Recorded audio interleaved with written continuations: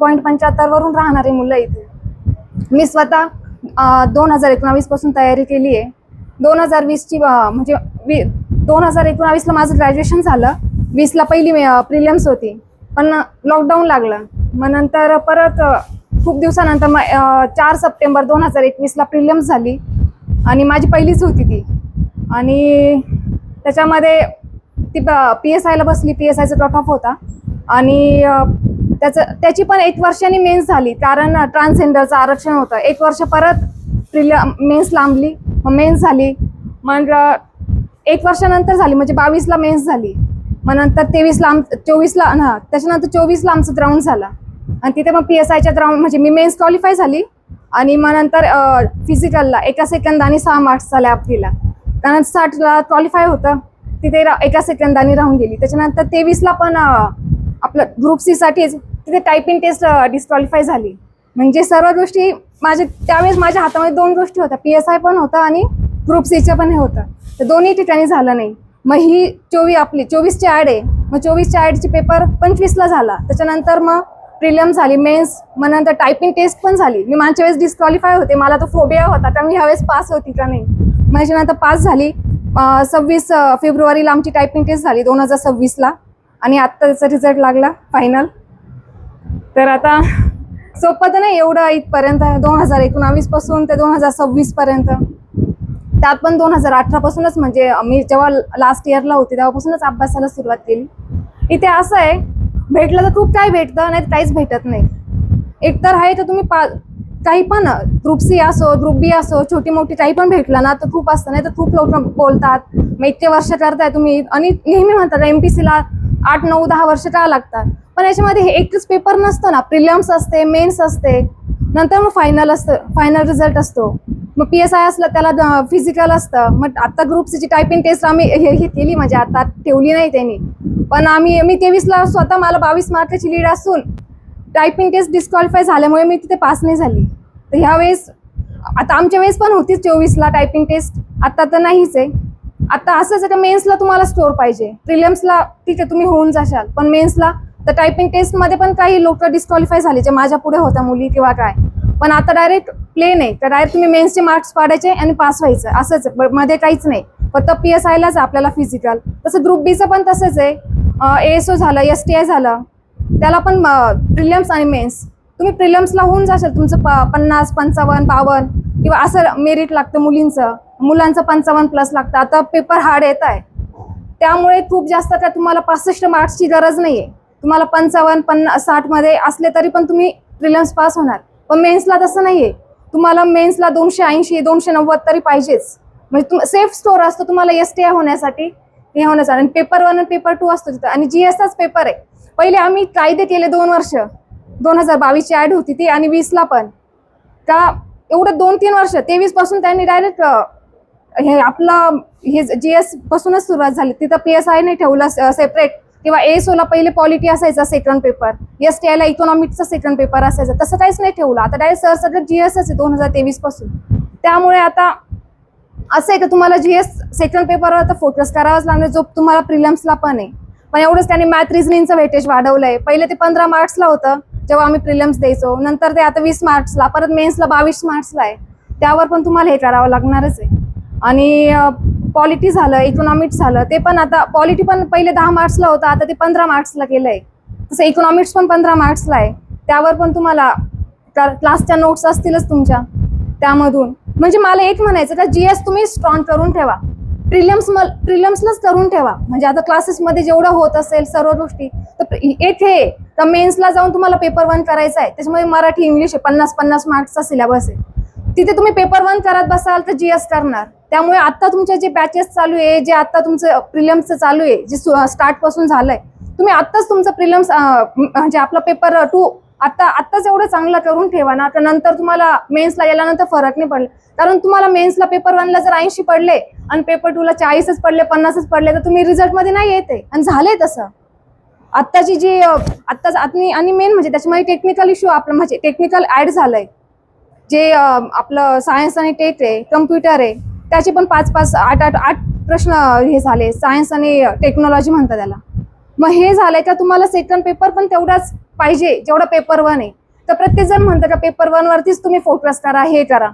मग तसं पण नाही, सेकंड पेपरचे पण मार्क्स तेवढेच लागणार आहे. तर तुमच्याकडे चान्स आहे का तुम्ही प्रिलिम्स मध्येच तेच करून ठेवा असं. अजून तर काय. आणि मेन म्हणजे इथे तुम्ही जर सातत्य ठेवलं ना, काही ना काही भेटतंच. आता मला एवढे 7-8 वर्ष झाले, तर लोकांना असं वाटायचं ही होणार नाही पास किंवा काही नाही, पण स्वतःवरती विश्वास आणि कंटिन्यू तुम्ही म्हणजे असं गिव्हअप नका करू. म्हणजे करताय ना तुम्ही, एक प्रिलिम्स दिली 0.75 ने, आता माझी ही पण प्रिलिम्स 0.75 ने गेली. तुम्ही नका करू, 50.25 ला लागलं मेरिट. म्हणजे हे असतं का ह्या गोष्टी होत राहतात. मग तुम्ही स्वतःला इम्प्रूव्ह कसं करायचंय, टेस्ट पेपर कसे सॉल्व्ह करायचे, ते सर्व आता क्लासेसमध्ये पण टेस्ट सिरीज चालूच असेल सर आता. तर प्रत्येक गोष्ट व्यवस्थित केल्याने होऊन जातं. आणि काही असं अवघड नाही, काही असं म्हणतात ना MPSC ला एवढे 8, 9, 10 वर्ष काही नाही, 2-3 वर्षात पण होतं. क्लासेसचं चांगलं गायडन्स, परत टेस्ट पेपर सॉल्व्ह करा, PYQ सॉल्व्ह करा. मेन तर PYQ आहे. तुमच्याकडे आता 21,000 असेलच, ते पूर्ण सोडवून म्हणजे पूर्ण सोडवून जेवढे क्वेश्चन तुमचे हात घालून जातील तेवढे हे करत चला. आणि खूप जास्त वाचण्यापेक्षा, खूप जास्त करण्यापेक्षा जे क्लासमध्ये शिकवलंय तेवढंच जर तुम्ही प्रॉपर केलं, त्याच नोट्स जर यूज केल्या, ते सुद्धा सफिशियंट आहे. त्यात खूप जास्त लागतं MPSC ला. असं MPSC खूप जास्त बाहेरचं पण विचारते असं पण नाही, जे इथे होतं तेच आहे. पण त्याच गोष्टी बारकाईने ते एकदम असं क्वेश्चन फॉर्म मध्ये व्यवस्थित हे करून जर आपण नोट्स तयार केल्या, स्वतःचं लिहिलं, ते पण होऊन जातं. तुमचं अभ्यासाचं शेड्यूल काय होतं मला? आता आमची लायब्ररी 8 वाजता सकाळी 8 ते अभ्यासाचं शेड्यूल कसं होतं? मी पंडित कॉलनी इथेच अभ्यास केलेला आहे, मुरकुटे अभ्यास केला. सकाळी 8 ते रात्री 11 पर्यंत आमची लायब्ररी चालू असायची. मग सकाळी आम्ही 8लाच जायचो आणि तिथे तर बसण्याची एवढी कॉम्पिटिशन होती 2018-19ला. मी घरून अपडाऊन करायची. मी जागा भेटण्यासाठी, जी आपली आवडीची जागा असते जिथे आपला अभ्यास होतो, 7 वाजताच येऊन बसायची पायऱ्यांवरती. 8 वाजता लायब्ररी ओपन व्हायची. आणि आम्हीच नाही पण असे भरपूर लोक होते, ते आम्ही सगळे एका लाईनीमध्येच दिसायचो असं पूर्ण खालीपर्यंत. जेवढे जिने आहे ना, 2 जिने तेवढे पूर्ण भरून. का अभ्यासासाठी आपला एक कम्फर्ट झोन असतो, तिथे अभ्यास करायचा. मग आम्ही तिथे पायऱ्यांवरती बसून 8 वाजेपर्यंत अभ्यास करायचा 1 तास. मग 8 वाजता लायब्ररी ओपन झाली तर मग आतमध्ये जायचं. असं काही नाही का तुम्ही मिनिमम 7-8 तास दिले अभ्यासाला व्यवस्थित तरी पण चालतं. मग खूप जास्त आपण म्हणतो आम्ही 12 तास बसू, 12 तासामध्ये काहीच नाही. आपल्या मेंदूला पण तेवढा हे होणार नाही का 12 तास तुम्ही अभ्यास. स्वतःला फसवू नका, एवढंच आहे. तुम्ही 6 तास केला ना अभ्यास, तर असं म्हणा का मी 6 तास केला आहे, एवढा सफिशियंट आहे का मी आज केलं एवढं, का म्हणजे असं 12 तास बसून किंवा असं दाखवून तर मी 10 तास अभ्यास केला, असं काहीच नाही. प्रॉपर प्लॅनिंगने केलं तर होऊन जातं. जर एका सब्जेक्टला किती दिवस द्यायचे, द प्रिलिम्स आता आहे ना, आता ग्रुप सी ची प्रिलिम्स आहे 25 ऑक्टोबरला ना, 25 ऑक्टोबरला आहे. तर तिथे पण जागा जास्तच आहे आणि जागा जास्त असल्यामुळे मेरिट तर थोडं खालीच येतं. मग त्या दृष्टीने पण अभ्यास. अजून कोणाला काही विचारायचं? काही डाऊट्स आहेत? बाकी रिझल्ट लागल्यानंतर काय, किती वेळ तुम्ही गावाला होतात? आता तर मी गावावरूनच आली. आता शेतात काम करून आज इकडे आली. असं काही नाही, सर्व बदलतं, खूप बदलतं. आता मी घरी लवकर जात नव्हती. माझं गाव तर इथूनच 15 किलोमीटर वरतीच आहे. पण माझी मेन्स असल्यामुळे मला रात्रीचे आपल्याला जास्त अभ्यास करता येतो, म्हणून मग मी रूमवरती शिफ्ट झाली ते पंडित कॉलनीमध्ये. आणि आता म्हणजे पहिले असं वाटायचं घरी मी ना लिटरली लोकांनी मला पाहू नये म्हणून मी संध्याकाळी जायची. इथून 8 वाजता बस असायची, मग 8:30ला म्हणजे माझं तसं अर्धा तास गावाला पोहोचून जातं. मी रात्री इथून 8 वाजता सीबीएसवरून बसलं की मग तिथे 8:30-9ला घरी जायचे आणि सकाळी लवकर निघून यायचे. माझा भाऊ पोलीस भरतीचा अभ्यास करतो, त्याच्यासोबत 7 वाजता निघून यायची का आता लोकांनी पाहू नये. आणि आता काहीच वाटत नाही सर. म्हणजे आता जे बोलणारे लोक होते ना तेच सांगतात, जे पहिले पप्पांना सजेशन द्यायचे ना एवढं वय झालंय, मुलीचं लग्न करून टाका, ती काहीच नाही बोलत आता.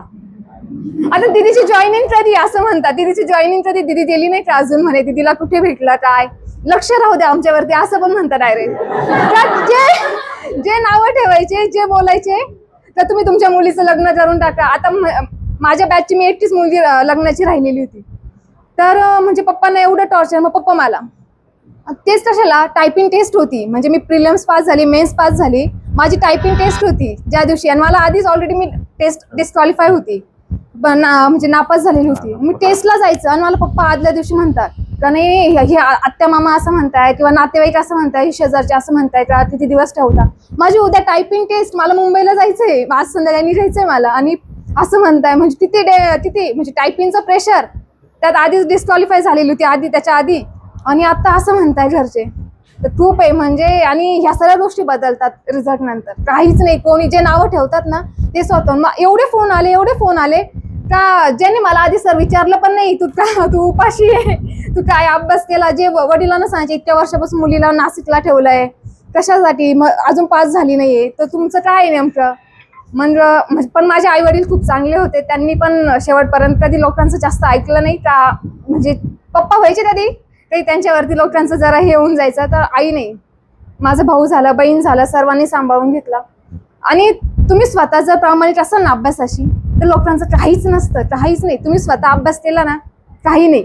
कारण कोणी कोणाचं द्यायला येत नाही. आपण इथं उपाशी, तुमचं टिफिन घेऊन कोणी येत नाही किंवा तुम्हाला कोणी हे करत नाही. आणि पास झाल्यानंतर काहीच नसतं, सर्वजण आपलेच असतात, सगळेजण आपलेच असतात, काहीच नाही. त्यांना काही म्हणजे ते म्हणत पण नाही, आणि आपल्याला ओळखत नसणारे पण आपल्या जवळ येतात. तर एकच आहे, फक्त पास व्हायचं, गुलाल. आणि ते आपण लक्षातच ठेवायचं का मला गुलाल पडल्याशिवाय मी इथून निघणारच नाही. माझं तेच होतं का म्हणे तू इतक्या दिवसापासून लायब्ररीत आहे, त्या लायब्ररीत अभ्यास करते, तू लायब्ररी चेंज करत नाही, आजूबाजूचे लायब्ररीतले पण सर्वजण म्हणले मी इथे गुलाल पाडूनच जाईल, आणि गुलाल पाडूनच आली. कोणती का पोस्ट होईना, इथे आता तुम्हाला स्टेबल व्हायचंय, तर तुम्ही स्वतःवरती विश्वास ठेवा. तुम्हाला इथे कोणती पण पोस्ट भेटो, ग्रुप सी भेटो, बी भेटो, कोणती, स्टेबल होणं मेन आहे आत्ताच्या याच्यामध्ये. तुम्ही बघताच आता ऑनलाईनचं म्हणत होते एक्झामचं, सरांनी आंदोलन पण केलं त्या दिवशी. मग मी हेच म्हणते का इथे तुम्हाला एमपीसी वाले आयोग तुम्हाला स्टेबल होऊच देत नाहीये. म्हणजे पहिले जे मॅथ रिझनिंग 15 मार्क्सला होतं ते 22 मार्क्सला केले आता मेन्सला. म्हणजे इथे काहीच स्टेबल नाहीये. आणि प्रश्नांचा हार्ड, तुम्ही प्रश्न बघतच असाल तर किती हार्ड येत आहे, का 50-55 पाडणं पण मुश्किल आहे डायरेक्ट. म्हणजे त्यांना पोरांना हे करूनच द्यायचं. आता भूगोल आपण काय किती पाठ करायचं सर, नद्या, हे भूगोलाचे प्रश्न पाहिलेत तुम्ही, पूर्ण पर्यावरणाला अटॅच धरून आहे, पूर्ण बदलता येते. ते पोरांना स्टेबल होऊ देत नाही. पोरांना का जे पोरांना 70-75 मार्क्स पडायचे ना सर, जे आधी 22ला 23ला पडले, ते आता पडू दे, ते पोरं पण 50च्या आत आहे. त्यामुळे जर तुम्ही व्यवस्थित अभ्यास, आणि जे क्लासमध्ये पण शिकवलं जात आहे प्रत्येक रिव्हिजन, मेन तर रिव्हिजनच आहे का तुम्ही. आणि एकच विषयाला खूप जास्त पुस्तकं वापरण्यापेक्षा, आता मी तर यांचं आपलं रंजन कोळंबेचेच पुस्तक वापरलेले सर्व, काही आप्पाच्या नोट्स वापरलेल्या आहे. तर तुम्हाला क्लासमधून पण नोट्स दिल्या आहे सर्व. आणि एकच नोट्स जर तुम्ही 10 वेळा रिव्हिजन केला ना, तर तुम्हाला तेवढे महिने तर भेटणारच आहे अभ्यासाला. जर तुम्ही आता स्टार्ट करताय तर एकच गोष्ट तीच वारंवार करा. का हा सांगते म्हणून ह्या क्लासेसचे नवीन आले, त्या नवीन एडिशन आली किंवा काय आलं, काहीच नाही हे. तर तुम्ही एकच गोष्ट तेच येणार आहे, तेच त्यातूनच प्रश्न फॉर्म होणार आहे. त्या तुम्हाला असं नवीन हे काहीच नाही. तर एकच गोष्ट वारंवार रिपीट वाचून हे करून होऊन जातं, तसं काही नाही. आणि मी पहिल्यांदा बोलली आज इथे, मला बोलायची सवयच नाही.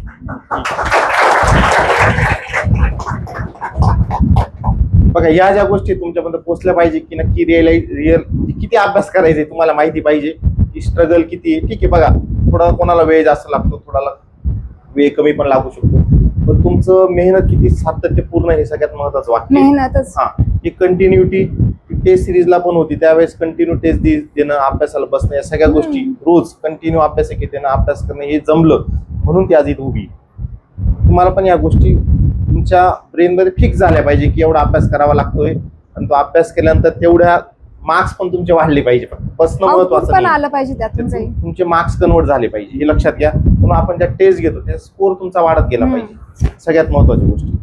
ठीक आहे, आपण एकदा घालून मिस करून मला काही टेन्शन नाही.